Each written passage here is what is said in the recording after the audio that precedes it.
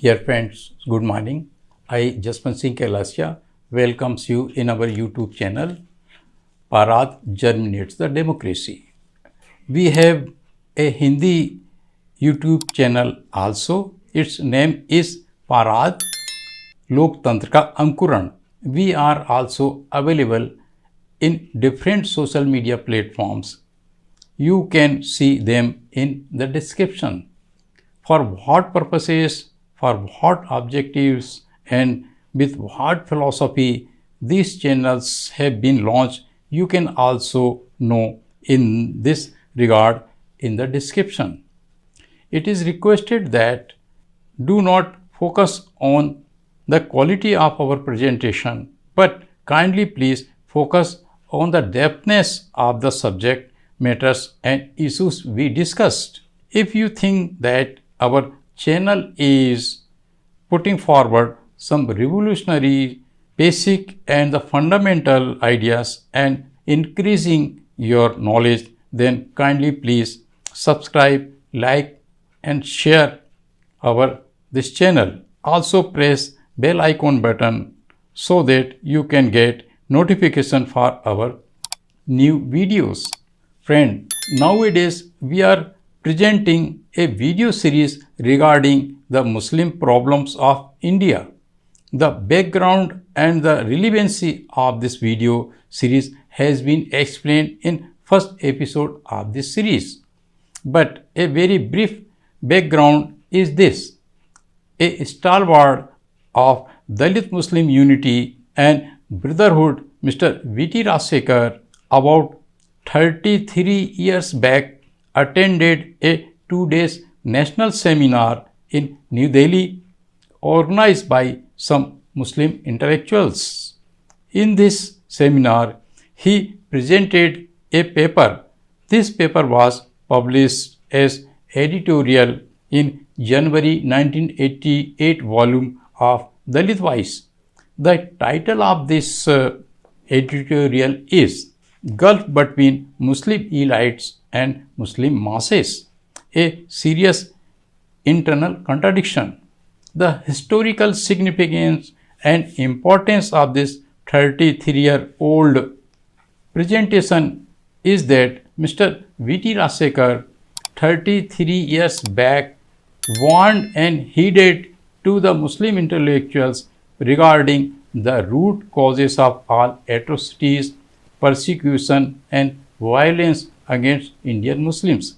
But they failed to follow the heeds of Mr. V.T. Rasekar. Therefore, nowadays, Indian Muslims facing a genocide situation.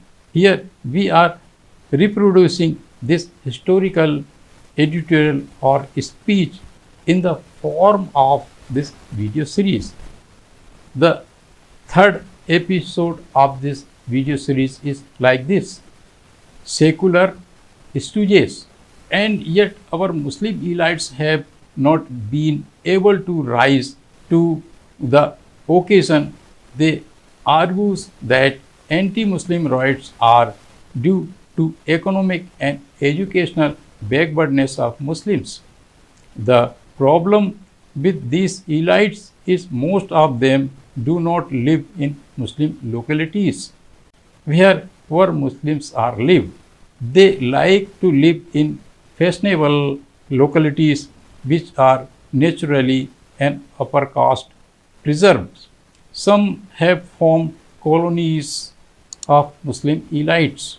Their colleagues are mostly upper caste. They send their children in English convents.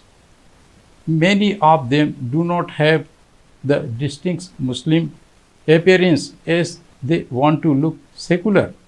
Some of them have turned Marxists and they get name and fame, awards and rewards. It is fashionable to call oneself a Marxist these days.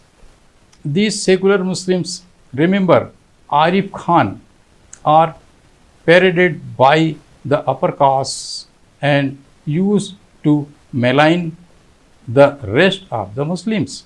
These secular Muslims get lot of publicity, and this publicity make them lose their head. Upper castes have myriad methods of corrupting their enemies and thus finishing them. Pays a Muslim to be called secular by this upper caste colleagues.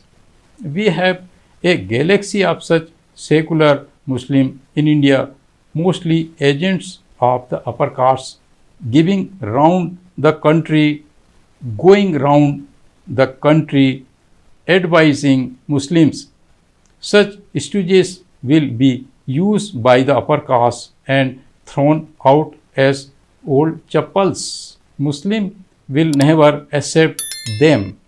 They die a miserable death. All Hindus not anti-Muslims. It is these elites who analyze the causes of Hindu-Muslim rights and conclude that the Muslim problem is the making of Muslims only, and that once they are economically secure and educationally forward, all their problems will be over.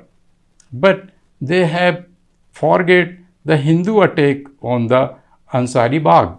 The president of Bhiwandi Chamber of Commerce, despite all his wealth, education and position, he could not escape the Hindu attack.